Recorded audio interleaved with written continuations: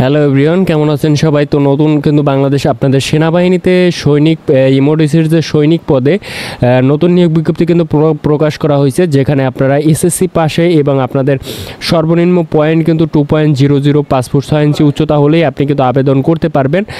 তো এই ভিডিওতে সম্পূর্ণ ভিডিও জুড়ে আপনাদের বিস্তারিত আলোচনা করব যে আপনাদের কি কি যোগ্যতা এবং সব কিছু বিস্তারিত ভিডিওতে থাকছে। অবশ্যই ধৈর্য সহকারে সম্পূর্ণ ভিডিওটি দেখবেন। তো এখানে দেখুন যে বাংলাদেশ সেনাবাহিনীর এমওডিসি সৈনিক, এটা হলো এমওডিসি পদ, এটা হলো আপনাদের মেন যে সৈনিক, এটার ট্রেডের ভিন্নতা আছে। তো এখানে এই পদটা হলো এমওডিসি সৈনিক। তো এখানে আপনাদের কিন্তু সৈনিক পদে এখানে নিয়োগ বিজ্ঞপ্তি চলছে। তো বর্তমানে এখানে আপনাদের অনলাইনে যে আবেদন সেটি শুরু হবে 25শে নভেম্বর 2024 তারিখ থেকে আপনাদের 20শে ডিসেম্বর 2024। তো এর মধ্যে আপনাদের আবেদন করতে হবে। তো এরপরে আপনাদের এখানে দেখুন তো 2025 সালে এমওডিসি সেন্টার এবং রাজেন্দ্র কলেজে ভর্তি অনুষ্ঠিত হবে। এখানে আগ্রহী প্রার্থীদের আপনাদের আবেদনের তথ্যাবলী নিম্নরূপ দেওয়া আছে। তো আবেদনে একজন প্রার্থী যে আপনাদের এখানে 3টি ট্রেড আছে। দেখুন প্রথমে আছে এখানে জিডি সাধারণ, তারপর হলো করণিক এবং আরমোরা। তো এই 3টি ট্রেডে আপনারা আবেদন করতে পারবেন এবং পড়তেদের আবেদন ফি এখানে দেওয়া আছে 300 টাকা এবং 200 টাকা অনলাইন ফি এবং 100 টাকা রেজিস্ট্রেশন ফি বাবদ। এখানে মোট 300 টাকা হলে আপনারা আবেদন করতে পারবেন। তারপরে আপনাদের যে যোগ্যতা প্রয়োজন সেটি হলো আপনাদের 16 মার্চ 2025 তারিখ থেকে আপনাদের 16 মার্চ 2025 সালে আপনাদের হলো 17 বছর থেকে 25 বছর হলেই আপনারা এই যে 3টি পদ আছে এই 3টি পদে আপনারা আবেদন করতে পারবেন। তো স্ক্রিনে আপনাদের যে জন্ম তারিখটি দিয়ে দেব, এই জন্ম তারিখের মধ্যে আপনাদের যে জন্ম তারিখের মধ্যে আপনাদের যদি কারো জন্মসাল থাকে আপনারা তারাই শুধু আবেদন করতে পারবেন। তো আশা করি বুঝতে পেরেছেন। তো এরপর হলো শিক্ষাগত যোগ্যতা। এখানে আপনাদের সাধারণ যে ট্রেড আছে সেখানে আপনাদের এসএসসি সমমানে হলে আপনি 2.00 হলে আপনি আবেদন করতে পারবেন। এবং করণিক ট্রেড, এখানে আপনি এসএসসি পাশে 3.00 পেলে আপনি সকল বিভাগ থেকে আপনি আবেদন করতে পারবেন। এবং আরমোরা ট্রেড, এখানে আপনি এসএসসি পাস করলে 3.00 পেলে আপনি আবেদন করতে পারবেন, কিন্তু এক্ষেত্রে আপনার ভিন্নতা রয়েছে। এখানে শুধু বিজ্ঞান বিভাগের যারা প্রার্থী আছেন তারাই কিন্তু আবেদন করতে পারবেন। তো এরপরে হলো এখানে উচ্চতা দেওয়া আছে এখানে 5 ফুট 6 ইঞ্চি আপনার ক্ষুদ্র নৃগোষ্ঠী ব্যতীত, কারণ ক্ষুদ্র নৃগোষ্ঠীর ক্ষেত্রে আপনাদের উচ্চতা হলো দেখুন 5 ফুট 4 ইঞ্চি। তো যারা ক্ষুদ্র নৃগোষ্ঠী তারা 5 ফুট 4 ইঞ্চি এবং সাধারণ প্রার্থীদের ক্ষেত্রে 5 ফুট 6 ইঞ্চি উচ্চতা আছে। তারপরে এখানে আপনাদের ওজন হলো 49.90 কেজি, অর্থাৎ 50 কেজি হলে আপনি আবেদন করতে পারবেন। এবং আপনার বুকের মাপ হলো 30 এবং স্ফুটতা 32।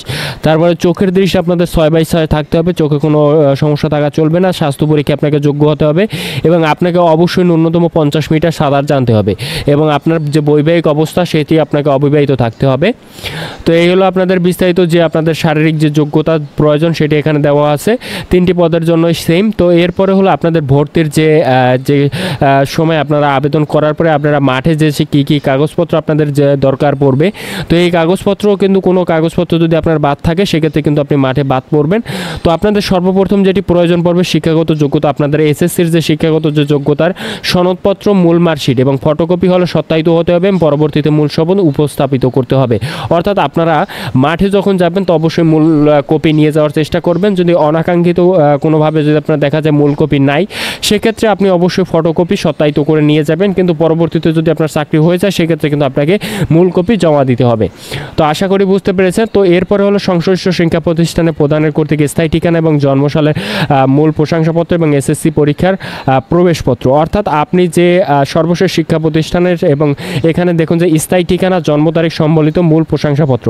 অর্থাৎ আপনি যে স্কুল থেকে যে এসএসসি পাস করছেন সেখানে কিন্তু আপনাদের একটা টেস্টিমোনিয়াল দেওয়া হয়। তো সেই টেস্টিমোনিয়ালটি নিয়ে যাবেন এবং আপনি যে এসএসসি পরীক্ষা দিয়েছেন সেখান থেকে কিন্তু একটা প্রবেশপত্র আপনি অবশ্যই পেয়েছেন, সেই প্রবেশপত্রটি আপনি নিয়ে যাবেন। তারপরে হলো অভিভাবকের সম্মতিপত্র, এটি হলো আপনার চেয়ারম্যানের কর্তৃক সত্যায়িত করতে হবে। অর্থাৎ সেখানে কিন্তু আপনার অভিভাবক অর্থাৎ আপনার পিতা অথবা মাতা আপনার যে অভিভাবক আছে তার সাক্ষ্য নেবেন এবং আপনার যে ইউনিয়ন পরিষদের যে চেয়ারম্যান আছে এবং আপনি যদি জেলা সদরের হয়ে থাকেন সেক্ষেত্রে আপনার যে কাউন্সিলর বা মেয়র আছে তাদের স্বাক্ষরিত নিয়ে যাবেন। তারপরে হলো সংশ্লিষ্ট চেয়ারম্যান কর্তৃক নাগরিক সনদপত্রের মূল কপি, অর্থাৎ আপনাদের কিন্তু নাগরিক সনদপত্র নিতে হবে।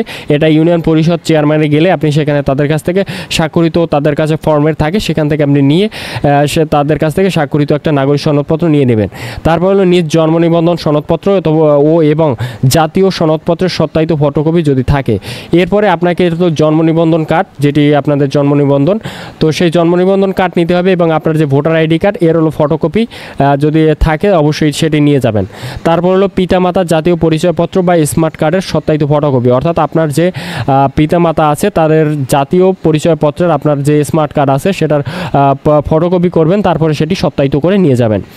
সদ্য তোলা পাসপোর্ট সাইজের ছবি, এখানে কিন্তু 5 সেন্টিমিটার বাই 4 সেন্টিমিটার, এটি আপনি যাদের আপনি যে ফটোকপির দোকানে যারা পাসপোর্ট সাইজের ছবি করে তো সেখানে যাবেন, তাদেরকে এই সাইজটি বলে দিবেন যে এই সাইজে আপনার যেন 6 কপি ছবি দেয় এবং স্টাম্প সাইজের সাইজটিও আপনারা এখানে দেখে নেবেন যে 2.5 সেন্টিমিটার থেকে 2 সেন্টিমিটার, এর 2 কপি সত্যায়িত ছবি আপনারা নিয়ে নেবেন। তো অর্থাৎ এইখান থেকে ছবি করে পরবর্তীতে আপনারা ফার্স্ট ক্লাস গ্যাজেটেড কর্মকর্তা কর্তৃক সেখানে সত্যায়িত করবেন এবং ছবির পটভূমি নীল আকাশি রঙের, পরিধেয় পোশাক হালকা রং হতে হবে, অর্থাৎ আপনি যে কোনো একটা সিভিল কালারে এক কালারের পোশাক পরবেন সেটাই ভালো হবে। এবং আপনার যে পিছনের যে ব্যাকগ্রাউন্ডটি সেটি আপনি অবশ্যই যারা ছবি যার কাছ থেকে করাবেন তাদেরকে বলে দিবেন যে পিছনের রঙটি যেন অবশ্যই নীল এবং আকাশি রং হয়ে থাকে। তো এই হলো বিষয়। তারপরে হলো লিখিত পরীক্ষার জন্য আপনাদের কলম, জ্যামিতি বক্স, পেন্সিল, স্কেল, কিবোর্ড ইত্যাদি আপনার যে এই যে লিখিত পরীক্ষার জন্য যেগুলো আপনার যে প্রয়োজন, যে গণিতের জন্য ক্লিপবোর্ড আর জ্যামিতি বক্স, এগুলো অবশ্যই আপনাকে সাথে নেবেন। তারপর হলো উপজাতির ক্ষেত্রে উপজাতি কোঠাস্বরূপ রাজা এবং উপজাতি সিটি মেয়র চেয়ারম্যান সনদপত্র, অর্থাৎ এটা হলো সাধারণ প্রার্থীদের ক্ষেত্রে দরকার নেই, যারা উপজাতি কোঠার ক্ষেত্রে আছেন তাদের ক্ষেত্রে কিন্তু এটি প্রয়োজন পড়বে। তারপর হলো আপনাদের মাঠে যে কী থাকবে, প্রথমে স্বাস্থ্য পরীক্ষা হবে, তারপরে শারীরিক পরীক্ষা হবে, বিভিন্ন দৌড় আপনাদের, তারপরে পুশ আপ, এরকম বিভিন্ন ইভেন্ট থাকবে। তারপর হলো আপনাদের লিখিত পরীক্ষা হবে। এখানে লিখিত পরীক্ষায় কয়েকটি বিষয় থাকবে, দেখুন যে বাংলা, ইংরেজি, গণিত এবং সাধারণ জ্ঞান এবং বুদ্ধিমত্তা, এই বিষয়ের উপরে আপনাদের লিখিত পরীক্ষা হবে। এরপরে আপনাদের সাক্ষাৎকারে প্রার্থনা, অর্থাৎ সর্বশেষ হলো আপনাদের ভাইভা অনুষ্ঠিত হবে এবং সকল কার্যক্রম কিন্তু আপনাদের একদিনের মধ্যেই সম্পন্ন হবে। তো অবশ্যই এই জন্য আপনাদের পুরো প্রস্তুতি নিয়ে অবশ্যই মাঠে যাবেন। তো এরপরে হলো এমওডিসি নৌয়ের আপনাদের প্রশিক্ষণকাল হলো সামরিক প্রশিক্ষণ। তো এখানে সামরিক প্রশিক্ষণ হলো 6 মাস মেয়াদে আপনাদের সামরিক প্রশিক্ষণ হবে। এমওডিসির আবেদনের ট্রেডের বিবরণ নিম্নে দেওয়া হলো। তো এখানে কিন্তু আপনাদের কেন্দ্র দেওয়া আছে। তো এখানে প্রথমে যে করণিকাল ক্রেড, এখানে কিন্তু আপনাদের যে এমওডিসি সেন্টার হবে রাজেন্দ্র সেনাবাহিনীর, তো আপনাদের 3টি ট্রেডেরই আপনাদের যে মাঠ হবে সেটি একই জায়গায় অনুষ্ঠিত হবে, কেন্দ্রের দেওয়া আছে। তো এরপরে হলো নিম্নলিখিত আপনি আবেদনে যদি আপনি এগুলো থাকে সেক্ষেত্রে কিন্তু আপনি আবেদন করতে পারবেন না। সরকারি চাকরি থেকে বরখাস্ত, ফৌজদারি মামলা এবং সামরিক আইন থেকে প্রত্যাহারকৃত, তো এগুলো থাকলে আপনি পূর্বে যদি এগুলো থাকে সেক্ষেত্রে আপনি আবেদন করতে পারবেন না। তো এরপরে হলো এমওডিসি আর্মির ভর্তি প্রক্রিয়াসমূহ, এখানে আপনি কি বেতন ভাতাদি সুযোগ সুবিধা পাবেন চাকরির পরে সেগুলো দেওয়া আছে, এটা একটু দেখে নেবেন। তারপরে হলো উল্লেখিত পদ্ধতিতে আপনাদের জমাদানের কোড ব্যবহার করতে হবে, অর্থাৎ আপনি কিন্তু এখানে আপনাদের যে সকল জেলা থেকে কিন্তু আপনারা আবেদন করতে পারবেন না। এখানে কিন্তু আমি এখান থেকে দেখেছি এখানে আমরা 45টি জেলা, অর্থাৎ বাংলাদেশের 64টি জেলার মধ্যে এখানে 45টি জেলা আছে। এই 45টি জেলার মধ্য থেকে আপনারা আবেদন করতে পারবেন।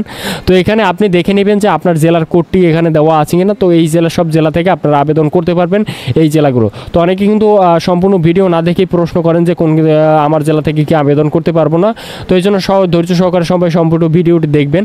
তো এখানে কিন্তু দেওয়া আছে, আপনার জেলাগুলো দেখে নেবেন। তো প্রত্যেকটি জেলার কোড নাম্বার কিন্তু পাশে দেওয়া আছে। তো এই কোড নাম্বার কেন দেওয়া হয়েছে, তো এই কোড নাম্বার যখন আপনারা আবেদন করবেন তখন কিন্তু কোড নাম্বার দেওয়া প্রয়োজন পড়বে। তো কিভাবে আপনারা আবেদন করবেন তারও প্রসেস আমি শেষে বলে দেব। তো এরপরে দেখুন যে এই যে অনলাইন আবেদনের নিয়মাবলী কিন্তু এখানে অবশ্যই দেওয়া আছে, এখানে একটু আপনি মনোযোগ সহকারে পড়বেন। অথবা আপনারা যদি কেউ আমার কাছ থেকে করতে চান সেক্ষেত্রে আমার হোয়াটসঅ্যাপ নম্বরে যোগাযোগ করে আপনার যে প্রয়োজনীয় ডকুমেন্ট সহ এবং আপনার যে আবেদনের ফি সেটি সহ আমার সাথে যোগাযোগ করলে আমি আপনার আবেদন করে দিব। তো আশা করি বুঝতে পেরেছেন। আমার ডেসক্রিপশন দেওয়ার হোয়াটসঅ্যাপ নম্বরে আপনারা যোগাযোগ করবেন, তো অথবা কমেন্ট সেকশনে দিয়ে দেব। তো এই হলো আপনাদের আবেদনের এখানে কিন্তু পুরো প্রসেস এখানে দেওয়া আছে। তো এই ছিল আপনাদের আজকের নিয়োগ বিজ্ঞপ্তি সম্পর্কে সম্পূর্ণ আলোচনা। তো আপনারা যারা যোগ্য প্রার্থী আছেন, আবেদন করতে চান না বা যে সেনাবাহিনীর আপনি একজন সদস্য হতে চান, সেক্ষেত্রে কিন্তু আপনি এই যে বাংলাদেশ সেনাবাহিনীর যে এমওডিসি যে সৈনিক পদে এখানে কিন্তু আপনারা চেষ্টা করতে পারেন, প্রয়োজনীয় যে আপনার যে যদি যোগ্যতা থাকে। তো আশা করি বুঝতে পেরেছেন। তো ভালো থাকবেন। তো আমার যে এই ইউটিউব চ্যানেল এবং ফেসবুক পেজ থেকে যারা ভিডিওটি দেখছেন, আমি আমার যে ইউটিউব চ্যানেল এবং ফেসবুক পেজে আপনাদের সরকারি চাকরির আপডেট এবং নিয়োগ বিজ্ঞপ্তির যে আবেদন প্রসেস এবং প্রস্তুতি নিয়ে ভিডিও করে থাকি। তো অবশ্যই যারা নতুন আছেন, যারা সরকারি চাকরির নিয়োগ বিজ্ঞপ্তি পেতে চান, নিয়মিত আপডেট পেতে চান, তারা আমার ফেসবুক পেজটাকে ফলো করবেন এবং ইউটিউব চ্যানেলটাকে সাবস্ক্রাইব করবেন। তো ভালো থাকবেন, দেখা হচ্ছে পরবর্তী ভিডিওতে।